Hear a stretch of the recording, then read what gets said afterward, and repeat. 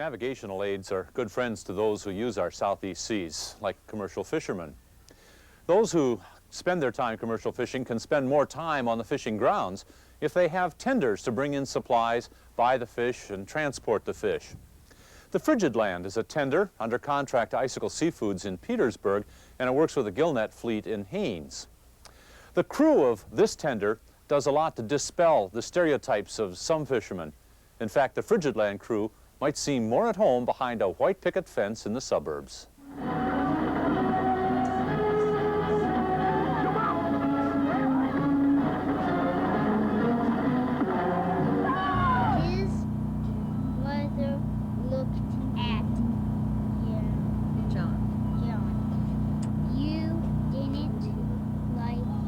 The Vicks, a family of 5, and their deckhand nephew live and work together aboard the 75-foot tender Frigid Land.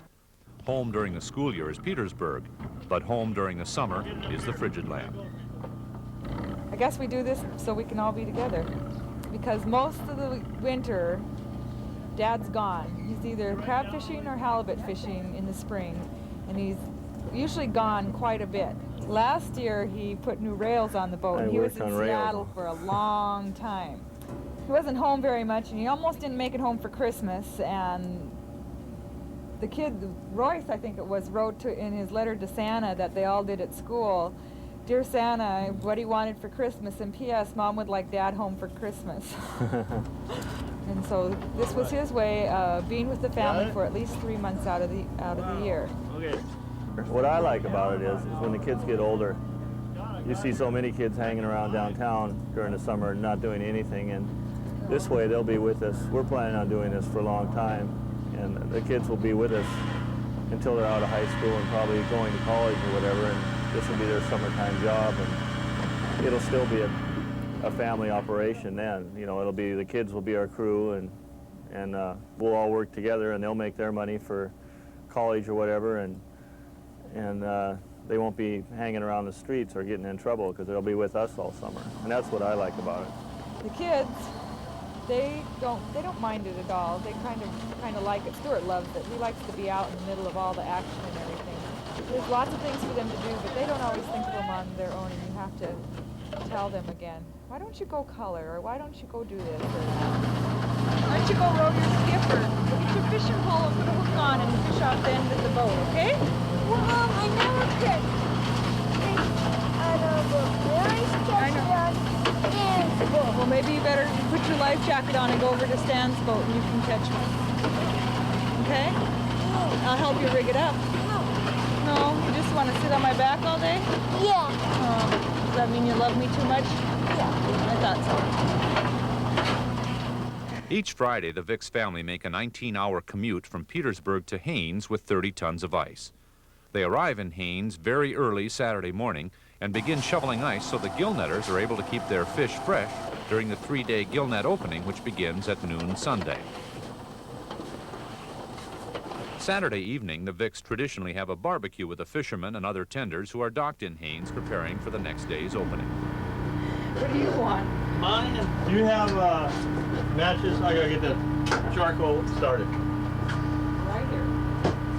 That net is perfectly good shape. There's no hole bigger than that's the whole thing. Yeah, it's the same net. You work on your net every week, patch it up, the backlashes and stuff? Sunday morning, they ice up the remaining boats, then travel to the fishing grounds in case the fishermen need any assistance. At noon sharp, the fishermen set their nets, and the Vicks usually get to relax while the fishermen fill their holds with salmon.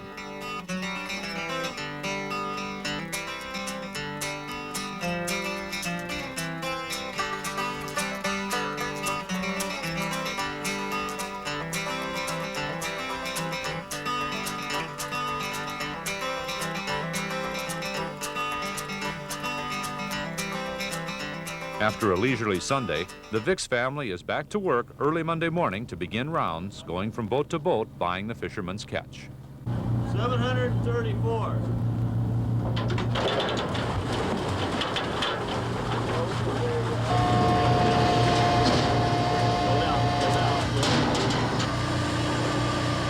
Get up on the L a little bit. No more. Okay, that's good. Okay, we got tapes in there. How'd you do? So good. Pretty slow. Thank you. I should have just stayed down here one day and just kept plugging around, and I'd have done a lot better. The Vicks continued their rounds through the closure on Wednesday. Then, Wednesday night, the commute back to Icicle Seafoods in Petersburg with up to 130,000 pounds of fish for processing.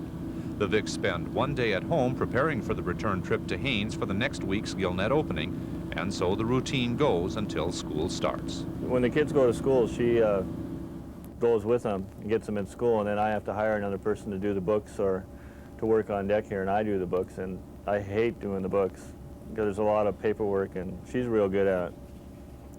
So when she goes, I really miss her. We get along great. We're a team. However, it's not always smooth sailing aboard the Frigid Land. It doesn't matter who you live with or who you work with, you're going to have pet peeves about lots of stuff that everybody else does, because that's just the way it is, Yeah. no matter who you are.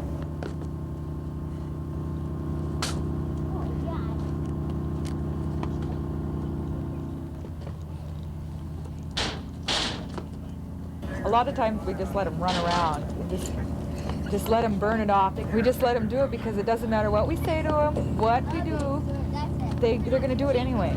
You know, and they just carry on. And as long as they're not crying and they're laughing, it's okay. But they go real crazy sometimes, especially when we're running, because there is absolutely nothing to do except for watch TV, play videos, and get in the way. You know, they try and read, and that doesn't last very long because one of them will bug the other one, and pretty soon it's just a madhouse. Privacy. Yeah. There's hardly any privacy at all on the boat. You don't have any, so. Doesn't matter where you go or what you do, there is never any privacy. Last year I had a hard time relating to always having somebody around all the time. There wasn't any place to go. Even on wheel watch, one night I threw a big fit and I said, I want everybody out of here, just leave me alone. I want a whole hour to myself. Just leave me completely alone. Nobody could understand that. They couldn't understand why their mother didn't want them around, you know, why somebody actually needed some time alone, you know, other than sleeping. Most housewives, I don't think, would want to do what she's doing, but she manages to do it with a smile most of the time. We all have our ups and downs and our good days and our bad days, and I don't know, it just kind of goes with, like Garfield always said, it's not a pretty life, but somebody has to live it.